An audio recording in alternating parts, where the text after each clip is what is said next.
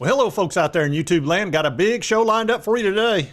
We're going to do our Week 6 picking the winners like we do every week. Also, we're going to talk about Joey a little bit. Is he going to get that extra year?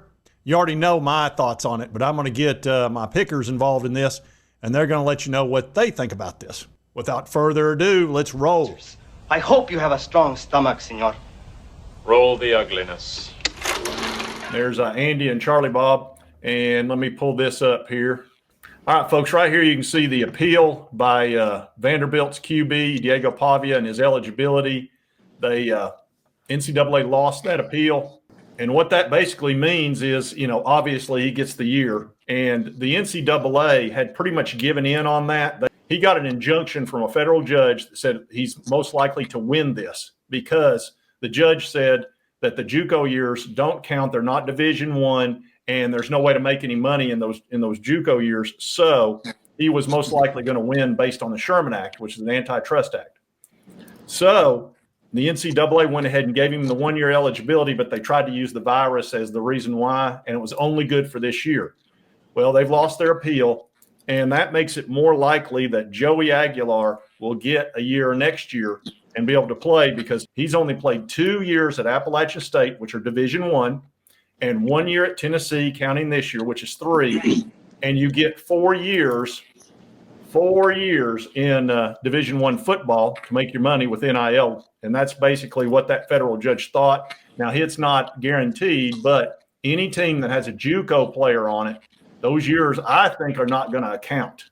So, anyway, Joey definitely has an excellent opportunity to pick up an extra year. What do you guys think about all of that? Well, that certainly would be best case scenario for Tennessee, given the way college football is now, and because you're looking at the schedule change, the 9-game SEC schedule they're going to 9 times. Tennessee's either going to have to run a redshirt freshman and George McIntyre or a true freshman and Brandon out there, and Joey has just been an incredible story and been so much better than anybody would have imagined. So I think that'd be an incredible news for Tennessee. Yeah, or Merklinger. Yeah. Which he hasn't played any real ball to speak of just yet. What do you think? Charlie Bob, you might have a JUCO or two on Auburn's team. Now, I think this is going to affect the entire country. What do you think about that? Yeah, I think it'll obviously affect about every team. I wouldn't see how it doesn't. And that would be amazing fortune for the Tennessee Volunteers. If not only to make this trade that they really thought they didn't want with Nico and getting Joey as a consolation prize, and the guy ends up being one of the top quarterbacks so far in the SEC, and you get him for another year on top of that.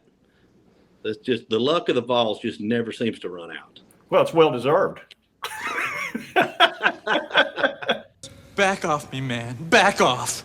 It's about like this traveling rumor that's going on about Mississippi State. They hold like 58,000 people or something down there, and they're like, oh, a third of it was the Vols. Well, that's still only like 17,000 people or something. It's not like they showed up with 50,000 people or something. I mean, let's not get crazy here. Yeah, Mississippi State wasn't happy about that. Just step across this line.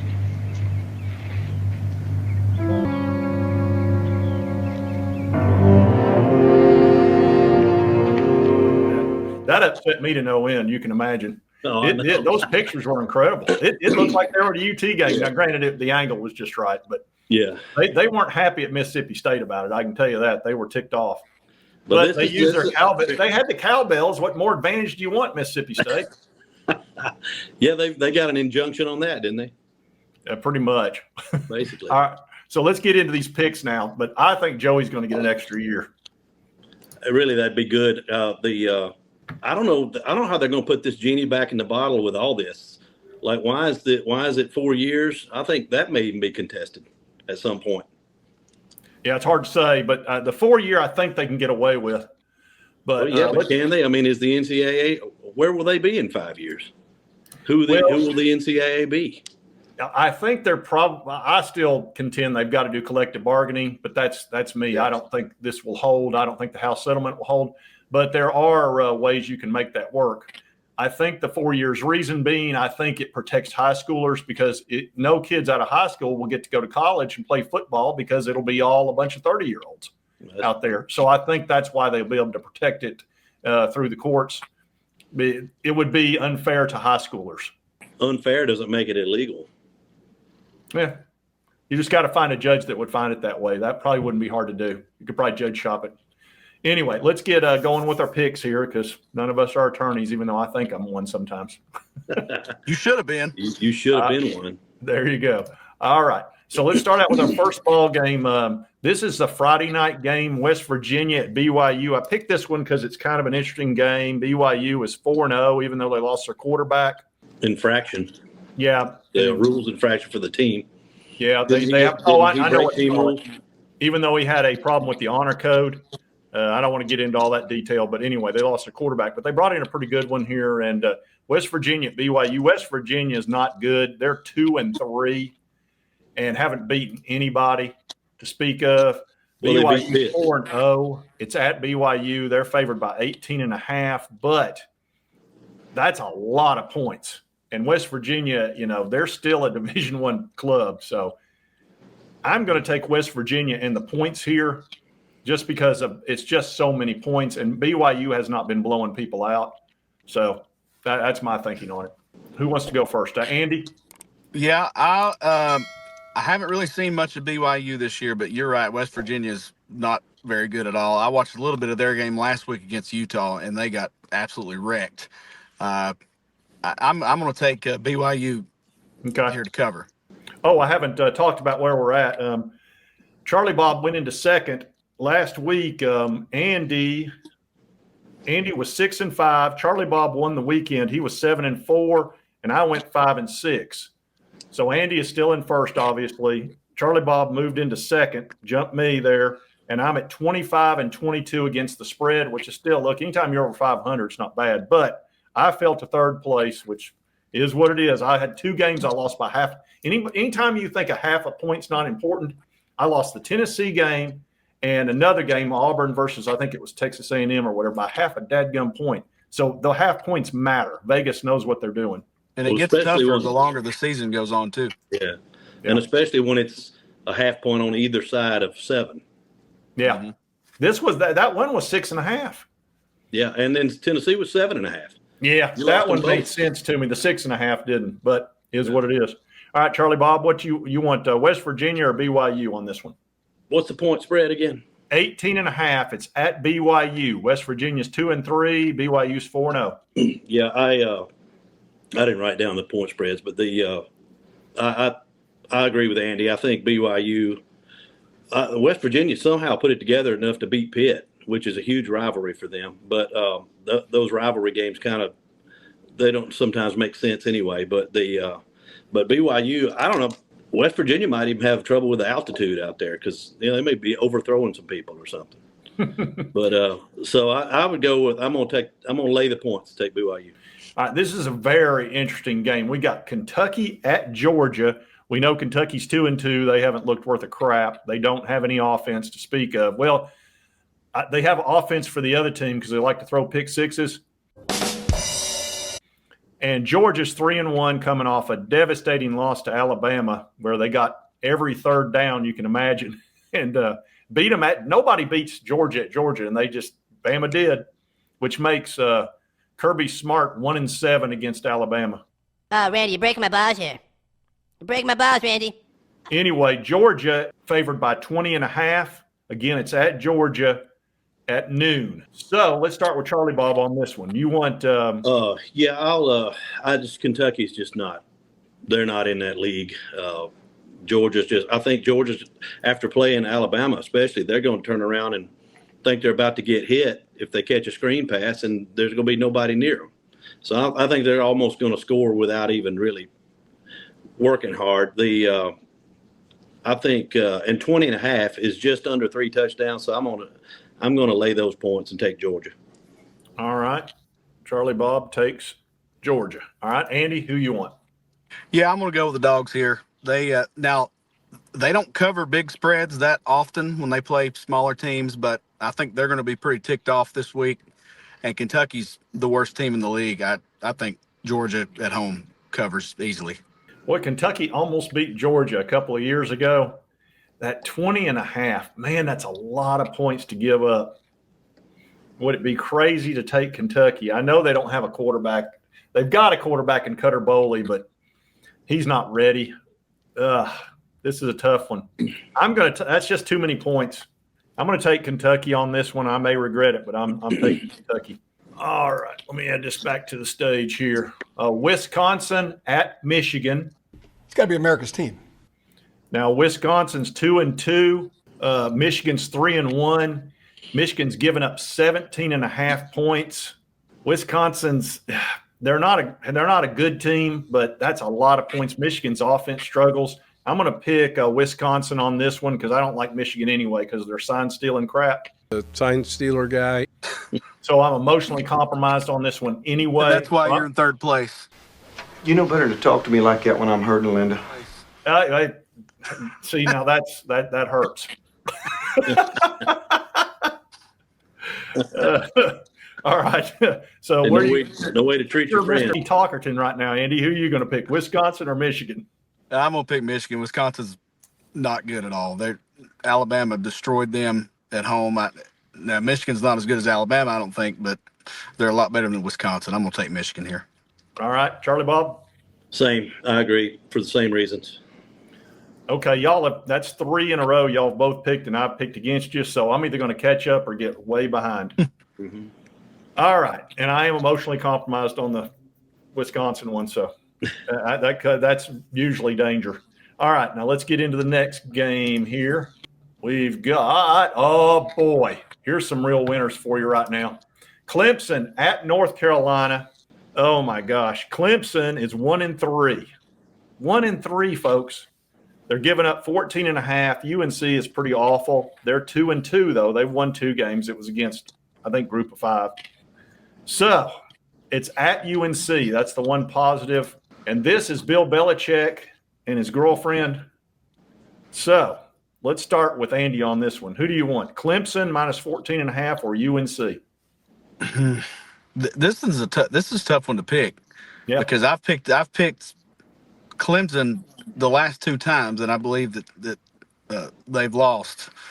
But like you said, North Carolina's not good. They're playing at home. You got the Belichick drama. You got to think Clemson's going to get it together. You sure about that? And they got a lot of talent. Yeah, give me Clemson. And I don't feel great about it, but give me Clemson. All right. Charlie Bob? This one's really is. It's going to probably be sloppy and ugly, but based on what they've shown on the field thus far. I mean, you keep expecting, I'm like Andy, you keep expecting Clemson to put it together and kind of wake up. It's kind of like Alabama did after looking terrible against Florida State, but Clemson they just keep getting worse. Yeah.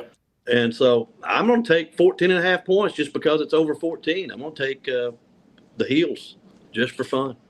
All right. And Andy did too. And that's exactly what I'm going to do. I keep losing on Clemson. I'm sick of it. So I'm going to take North Carolina and Bill Belichick and Jordan. Sorry, I just thought it'd be nice if people knew we were a couple. You took Clemson, didn't you, Andy? Did you take Clemson, Andy? All right. Had a little problem, but through the magic of editing, nobody's missed a thing. I'm going to pick, let's see.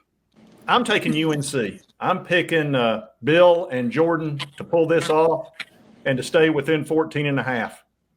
So that's my pick there. All right, let's go on to the next one.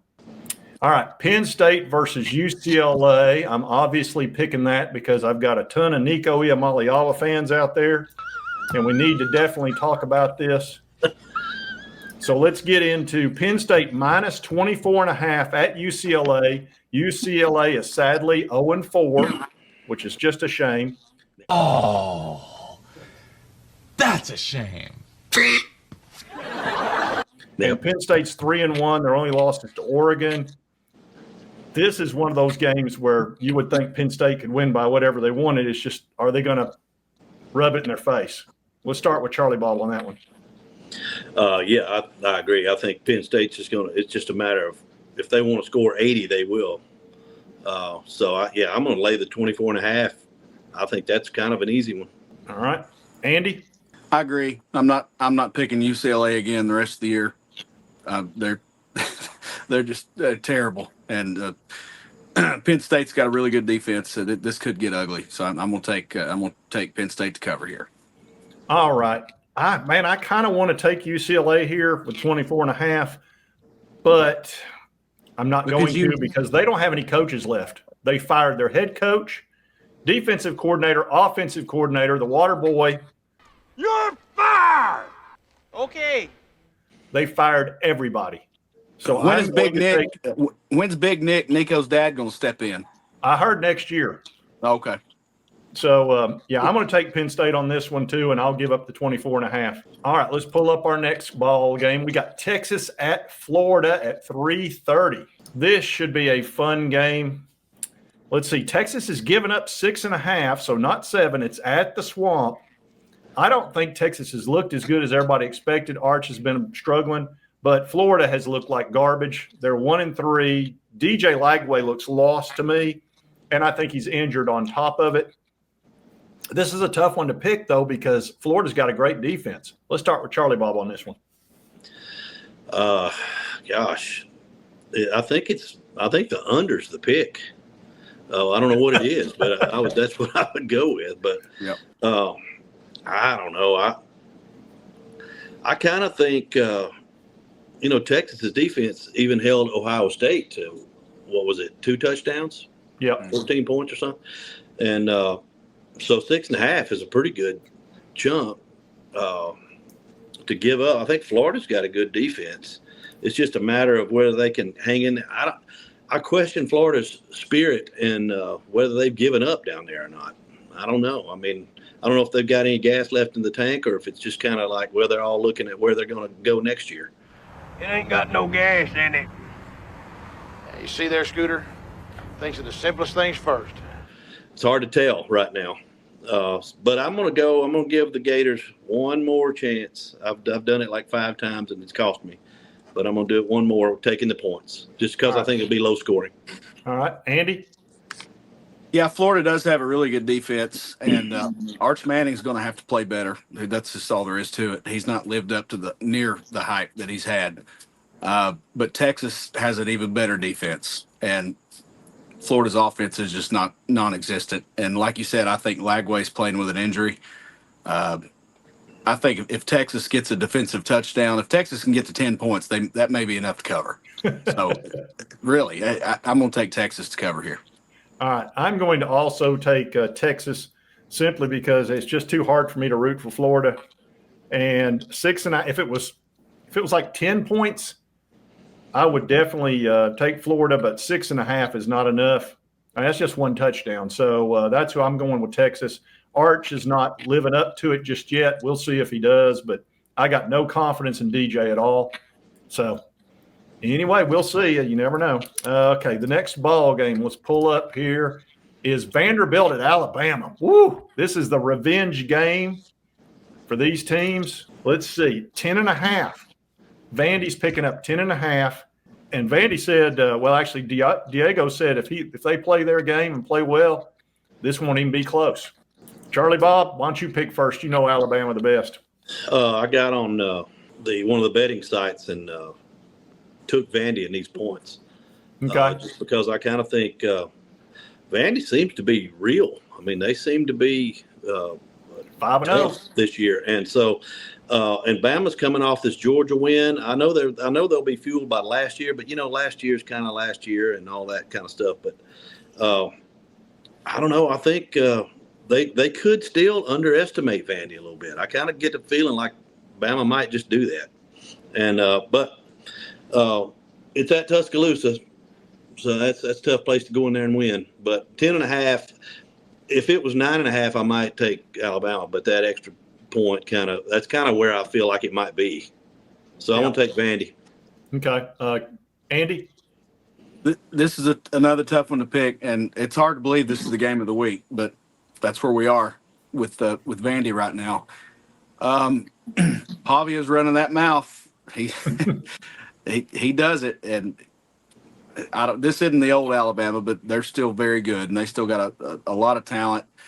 I don't think they're going to have a hangover from Georgia. I don't think they're going to take Vandy lightly. You can't take Vandy lightly anymore. Nobody can. I kind of agree with Charlie Bob. I'd feel better if it was 9.5, but I'm going to go ahead and take Alabama to pull away late and cover. All right. Well, I have no choice but to take Vandy because the last time somebody talked crap to Alabama, it worked out pretty good for them, Mr. Castellanos. So Diego, he keeps backing it up. Alabama doesn't have an answer for him. He stays healthy in this game. I think they'll stay within that 10.5. So I'm going to take Vandy on this one, and we'll see if Diego pulls it off. Again, I don't think they'll win, but I think they can keep it within 10.5. He's got to stay healthy. He runs the ball a lot. He gets hit a lot. Yep. I'll be surprised if he makes it through this season without getting hurt. So he's got to stay healthy. It's not easy. He was pretty injured by the time he got to Tennessee last year. Yep. All right, let's pull up another game. This is a pretty big one. Let me scroll down to it. All right. The next ball game here, we've got Minnesota at number 1 Ohio State at 7:30 at night. Let's see. Yeah. Of course, Ohio State's 4-0. Minnesota's 3-1. Ohio State's minus 23.5. Minnesota has not looked good, though, even at 3-1. As a matter of fact, they haven't looked good the whole year, I don't think. I'm going to take Ohio State in this one. I'll start first. It's at Ohio State. I think they're going to roll against Minnesota. Let's start with Charlie Bob next. Yeah, I agree. I don't think Minnesota, their 3 wins, I don't think have been against anybody, have they? No, I haven't. One of them was like Buffalo and another team I never heard of. But so yeah, but I think Ohio State's just got way too many weapons, and they kind of, they've been limited in their offense. I think they kind of want to score some points just to figure out if they can or not. So this would be the opportunity to do that in front of their home fans. I wonder if it's Chip Kelly being gone has something to do with that. Could be. They just they got that highly touted quarterback saying transferred from Alabama. But they haven't really opened it up that I've seen. So I think maybe this will be the game they try to do that just to give them some confidence.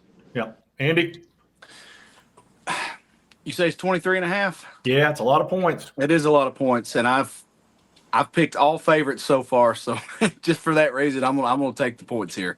Ohio State had a big win last week at Washington. Had to travel across the country. They may be a little tired after that win. I don't know. Every now and then they'll have a game once or twice a year where somebody that's not supposed to hangs in there with them, and Ohio State pulls it out late. So this might be that game. So give me those points.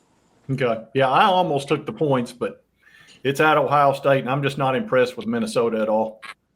All right, next ball game, we've got, let's see, Miami versus Florida State. It's at Florida State. Let's see, minus 3.5 for Miami.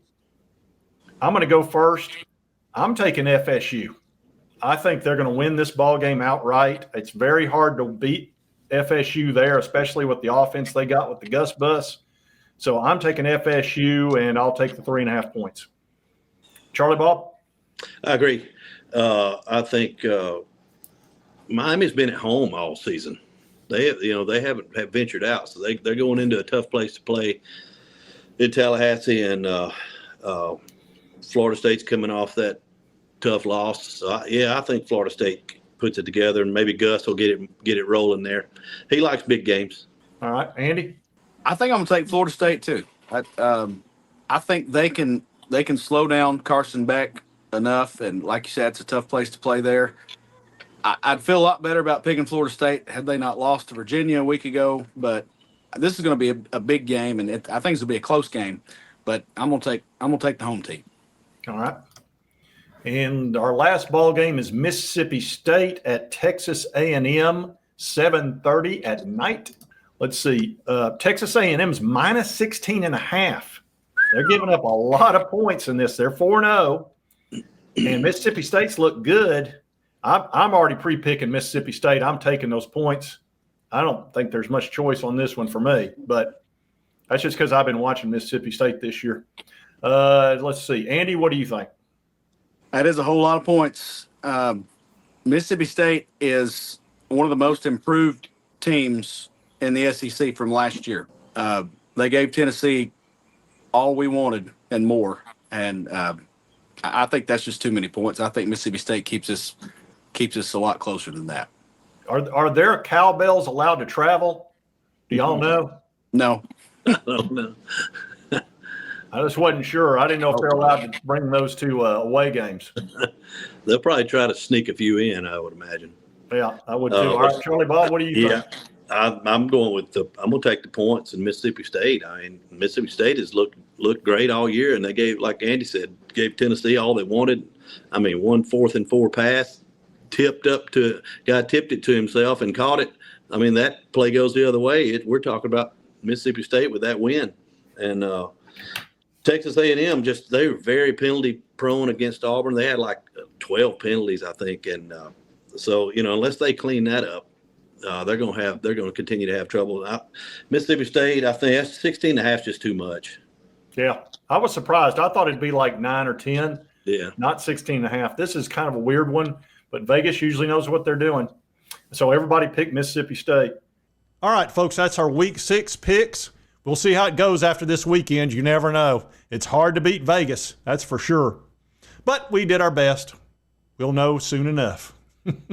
Looking forward to watching these big games. And if you like this content, be sure to hit that like button. Lets me know to continue to cover all these big college sports stories. Thumbs up button. And right over here is the subscribe button. Help you get my videos. Won't cost you a dime. Makes me feel good when those numbers go up. And right over here is most recent video. YouTube thinks you'll enjoy based on your viewing history. We'll see you next time on Sports Talk Jay. Hey, if you want me to take a dump in a box and mark it guaranteed, I will. I got spare time.